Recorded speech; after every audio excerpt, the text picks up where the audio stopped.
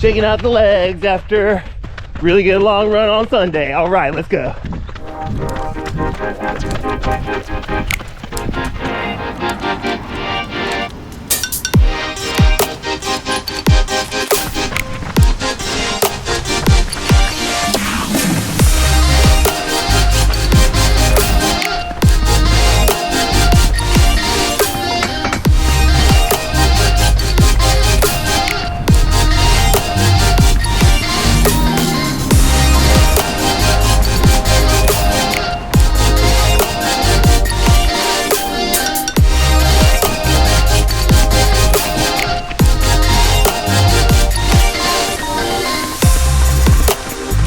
We're 6.5 miles in on the very first recovery run of the very beginning of our brand new base build. We were averaging about 75 miles per week through the speed macro cycle, and now we're going to build it up to 84 miles a week before we hit our marathon build.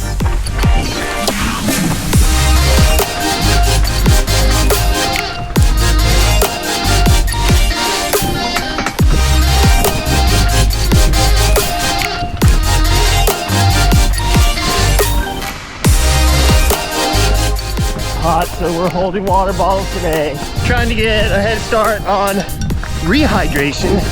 We don't really need any liquids or fluids during our run today. It's only 11 miles, but it sure does help to drink during the run so that we can get a head start on rehydrating, being ready for tomorrow's workout. All done with mine.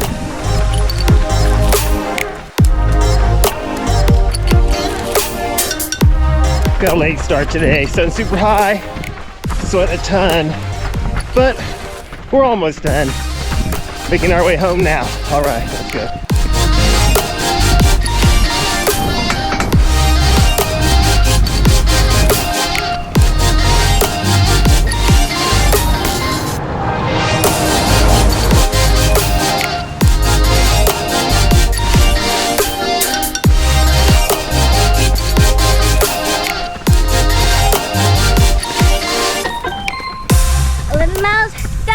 11.02 miles, 89 minutes and 6 seconds. 8 minutes and 5 seconds per mile, all done and recovered. I see a lot of marathoners increase weekly mileage during the marathon build and hit what they call peak week.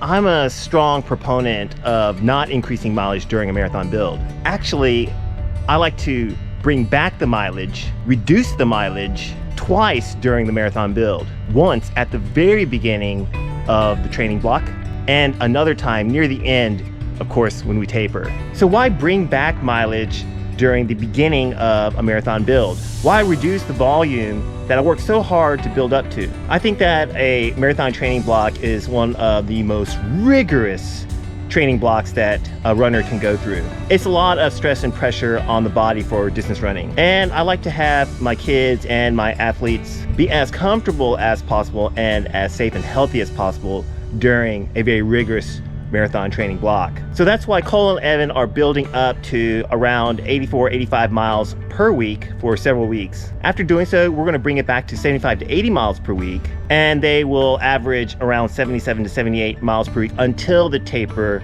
towards the end of the marathon training build. This will allow them to apply a lot more pressure onto themselves with really, really heavy and intense workouts. We'll steadily build on top of those intensities, first focusing on aerobic threshold and lactate threshold, then building on top of that and adding on VO2 max, and then building on top of that and adding race-specific prep towards the end of the marathon build, and applying a lot of pressure towards the end of long runs on the weekend in order to simulate what it feels like to race hard at the end of a marathon race. So we worked super hard to build up a whole lot of fitness during this speed macro cycle. Now we're going to dial back the intensity just a tad, go into maintenance mode, increase the volume, get the body used to that higher mileage per week so that we can start fresh and crush our upcoming marathon build for CIM racing in December. And so can you. All you gotta do is just do a little bit better